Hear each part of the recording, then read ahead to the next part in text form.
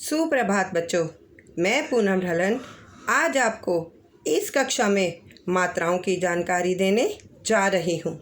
प्यारे बच्चों, आप जानते हैं व्यंजनों के साथ प्रयोग करते समय स्वरों का प्रयोग उसी रूप में नहीं किया जाता, बल्कि उनके चिन्हों का प्रयोग किया जाता है।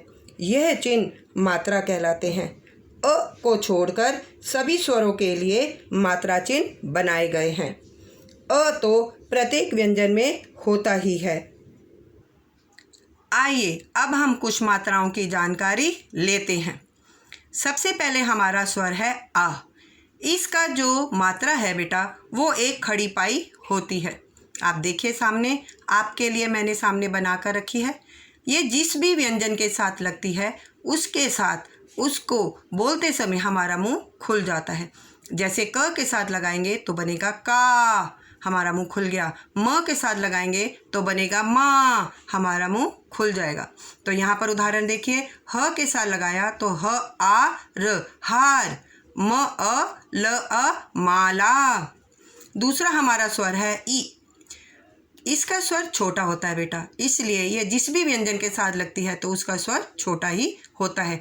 जैसे क के साथ लगाएंगे तो बनेगा की, ख के साथ लगाएंगे तो बनेगा खी, ग के साथ लगाएंगे तो बनेगा खी। ऐसे ही यहाँ उदाहरण देखिए, क के साथ लगाया तो बना किला, द के साथ लगाया तो बना दिल। बड़ी ई, इसका स्वर बड़ा होता है बेटा, इसलिए इसको हम जिस भी व्यंजन के साथ लगाते हैं तो उसका स्वर बड़ा हो जाता है। और इसकी पहचान देखिए, ये व्यंजन के बाद आती है। म के साथ लगाया तो बना मी, मीठा।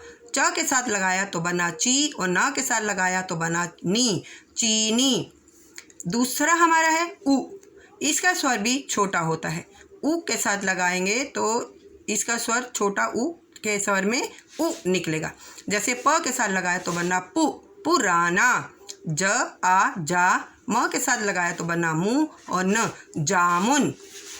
उ ये जो है ये बड़ा ऊ है, तो इसका जो हमारा मात्रा बनेगी, जो स्वर बनेगा वो ऐसे लेटी हुई बनेगी और इसका स्वर भी बढ़ा जाएगा।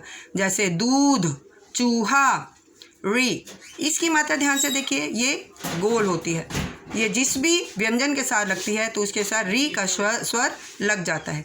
जैसे क के साथ लगाया तो बना क्री, ग के साथ लगाया तो बना ग्री, कृष्ण, गृह। अब हमारा स्वर है ए। ए के लिए ऊपर मात्रा देखिए कैसे लगाई जाती है।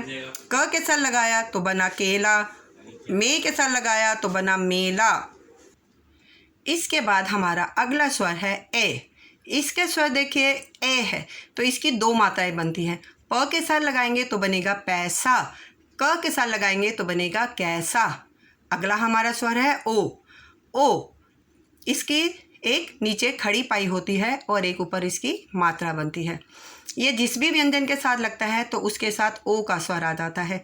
जैसे स मा ओ स आ, समोसा। ल ओ ट आ, लोटा। अब हमारा स्वर है औ। देखिए बेटा, इसे बोलते समय हमारा मुंह गोल हो जाता है, औ। और इसकी मात्रा देखिए, एक नीचे खड़ी पाई है और ऊपर दो इनकी मात्राएं हैं। तो ये जिस भी व्यंजन के साथ मिलते हैं तो उनके साथ उनका स्वर आता है औ। जैसे प के साथ लगाया तो बना पौधा, और क के साथ लगाया तो बना कौन। इसके अलावा अ अनुस्वार और अह विसर्ग तथा अनुनासिक अयोगवा भी होते हैं। ये ना तो स्वर हैं और ना ही व्यंजन। अनुस्वार में ध्वनि नाक से निकलकर शब्द के साथ लग जाती है, जैसे हंस, कंस, चंदन आदि। इस प्रकार आज मैंने आपको मात्राओं की जानकारी देने की कोशिश की। आप इनका अभ्यास करिए। आप यकीन करिए, इनका अभ्यास करने से आपकी जो मात्रा संबंधी त्रुटियां हैं वो निश्चित तौर पर ही दूर हो जाएंगी। धन्यवाद बेटा।